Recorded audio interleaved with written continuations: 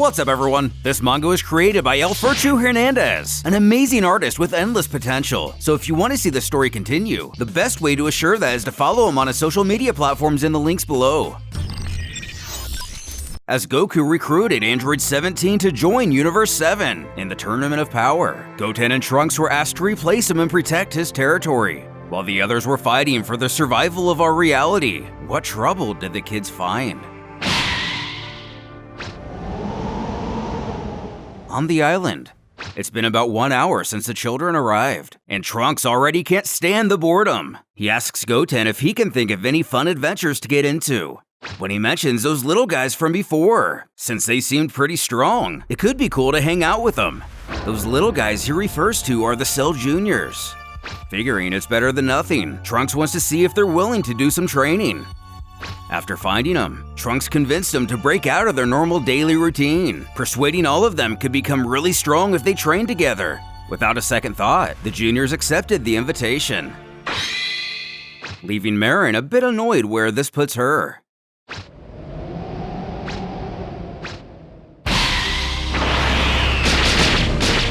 Absorbing his siblings, Trunks didn't think they were going to try some kind of fusion, wondering what they can do now.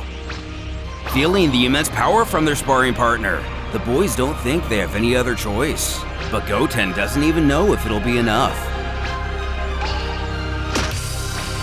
When Marin remembers something. Potara earrings. Goku had handed them to her during their last encounter, instructing her to give them to the boys in case of emergency. Shouting how she came about them, she quickly explains if they put these on the opposite ears, it'll unlock an incredible power. Surprised but not questioning it, they thank their friend for the help, who cheers them on, reminding they're the best and to show this guy who's boss. Excited to experience something totally new, Trunks tells Goten to get ready.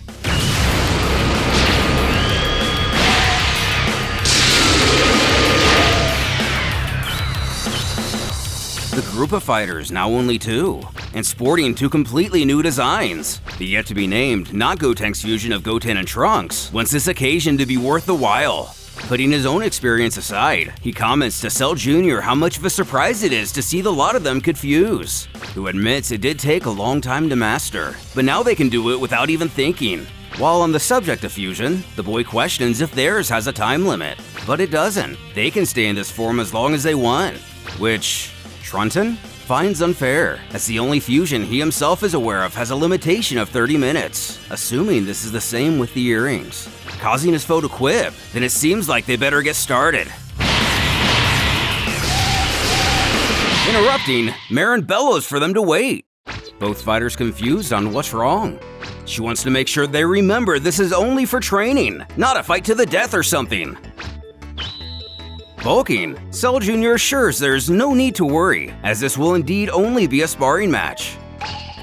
Putting the girl's mind at ease, as she was really afraid there for a moment. But the little ranger quells she calmed down. This blue guy seems like a pretty decent person, so all she needs to do is relax and enjoy the show. Though judging by the look on the blue guy's face, he seems to recall some things that the children are too young to remember. Bringing up a good question, she asks what his name is now. Thinking for a moment, he has the perfect solution, dubbing himself Trunkten. So at least I was only a single letter off. Since the other fusion they started with Goten's name first, it's only fair.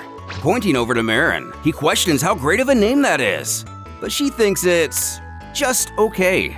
Spilling his overconfidence a tad, reiterating the same question to their new friend.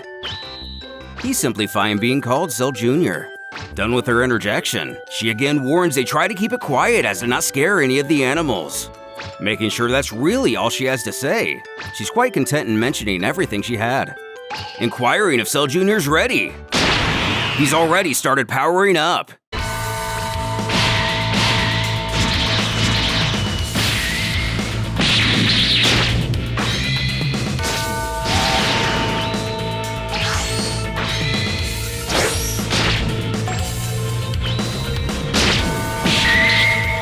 Ow! That really hurt!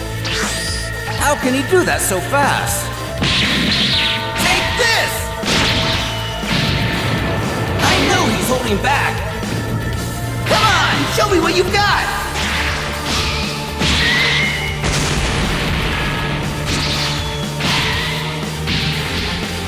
going on? We didn't agree on a break. We're just getting started! Dude, come on! There are 7 of you, and 2 of us. You're so much weaker than I thought. What did you say? Never mind, I take it back. He'll destroy the whole freaking island with that. Kame! Wait, how do you know that? Kame! Up here! Whoa! Ugh, that was pretty close.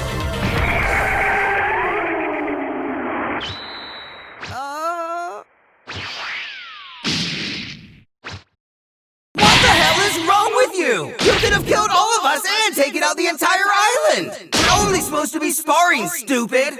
Chiding he not forget the only reason he came to this island was to protect it, before theorizing if it was his goal to get rid of him. A little nervous, Cell Jr. stammers of course that's not the case. It's more like a bad temper problem that runs in his family. His father had it too. Asking, your father? Trunk10 doesn't know what he means, but jabs he better not try something like that again. Checking if he's ready for round 2. Super fast!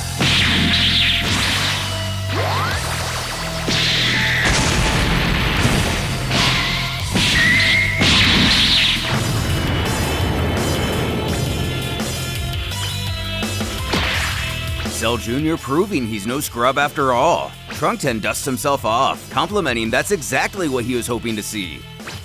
But now he wants the 2 of them to power up even more, as he has a special technique only his kind can do. His foe curious to see what he's talking about.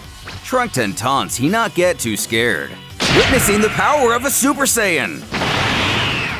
Realizing that's what he meant. It's actually not the first time he's seen it. In fact, he can do it too. Feeling his energy skyrocket. Sure enough, that's Super Saiyan alright. But if only Saiyans can go Super Saiyan, and this Bugman definitely isn't a Saiyan, why can this, at best, Pseudo Saiyan surprisingly sustain a certainly sanctimonious Super Saiyan state?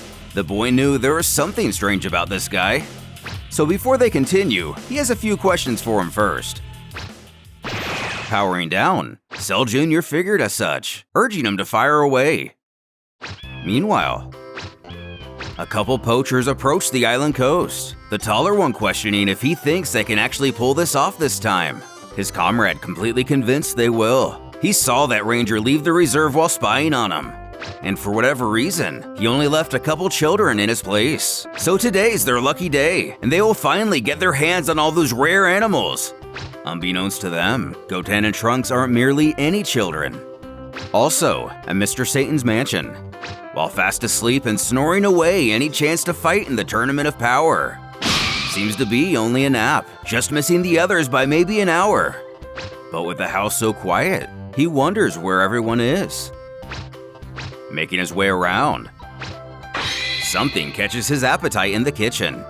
At the same time, Hercule himself is found looking for Boo. Spotting him in the usual place, he happily greets his buddy holding an entire cake. Chuckling he must be starving after that little nap, he quickly alerts the group had to leave to fight without him. Though not understanding the situation, he utters he'll simply catch up with them after eating. Unfortunately, it's too late. Now they're in some remote part of the universe nobody here can get to. Not to mention that Beerus guy was infuriated Boo wouldn't wake up. Still with the cake all over his face, the Majin stands, curious who took his place. Thinking, if Mr. Satan remembers correctly, it was someone named Frieza. But to be honest, he didn't look all too powerful. However, what's important now is Boo get back in the gym and train to get stronger, just like he was against Goku. But now that he thinks of it, there really aren't too many people left for him to even train with, causing Boo to suggest the children of Goku and Vegeta, remembering they weren't invited to participate. Calling his buddy a genius, the world champ loves this idea. Though the downside there, he has no clue where they even are or how to contact them. But he should know by now, that's no problem for Majin Buu.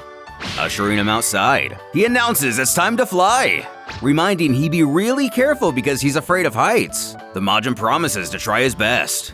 Stop it, careful! To no avail. At the lookout, Dende peers down to the world below as Popo approaches him, questioning if there's anything worrying him. Growing concerned, he's been gazing in that same spot for quite some time now, breaking his focus and catching him off guard. He pleads it's no big deal, but in fact something very interesting is going on, inquiring if he remembers the Potara fusion which created Vegito. But actually, he doesn't. By the time that happened, Mr. Popo had already been turned into chocolate and eaten, causing the deity to awkwardly apologize. But anyway, the children of Goku and Vegeta are now using the same technique, and he'll never believe who he's training with. Getting the genie's attention, he begs he spill the details. And back on the island, Cell Jr.'s story takes so long, the boys have fallen out of their fused state. He explains everything from Cell attacking the Earth to the Z-Fighters stepping up to stop him, and of course, he himself possessing Saiyan DNA. Most surprising, however, it wasn't Goku or Vegeta who ended up defeating his own father, which completely baffles Trunks, as he feels his dad is super duper strong, asking who it was. Goten, quick to the draw, already aware it was his older brother, Gohan. He told him this story a long time ago, but he never really imagined what Cell looked like. With a coy expression, Cell Jr. remembers back to the moment the young Saiyan's latent power finally broke free, and neither he, his siblings, or even their father stood much of a chance after that. Whether they were resurrected around the Buu arc, behaving closer to feral creatures rather than being consciously evil at heart, or the more likely regenerating after they were slaughtered by Gohan and merely running away off camera, is not explained. It's also important to note the scenes where they explode into smoke is anime only, and their canonical, quote-unquote deaths were very gory, and we saw Cell himself come back from much worse. At any rate, not knowing the sight of Gohan, Trunks can't believe how unexpected that is. Either way, he's had enough resting, and now more than ever strives to get stronger. Happy to hear this. The boys flip back to their fusion in an instant, and inspired by the story, he suggests they both raise their power again, just like Gohan did back then, questioning if he means the Super Saiyan 2 form. That's exactly the case. Spouting he's sure Cell Jr. here hasn't been showing all he can do. His prediction 100% correct. Their new friend admits he's right. In this form, he's even stronger than his own father. As the boys continue training, Marin finds herself enamored by the battle, commenting it's quite interesting to see how they spar. It's even crazier than watching her mom and dad, though she hates the feeling of sitting here being powerless while everyone else has all the fun. Hearing a loud noise, she wonders what that could possibly be, believing it must be a stampede or something. Flooded with the urge to prove herself, she decides she's a ranger too. They probably won't even notice she's gone. Making her way through the brush, what could this noise possibly be? And will it put the young ranger in any danger?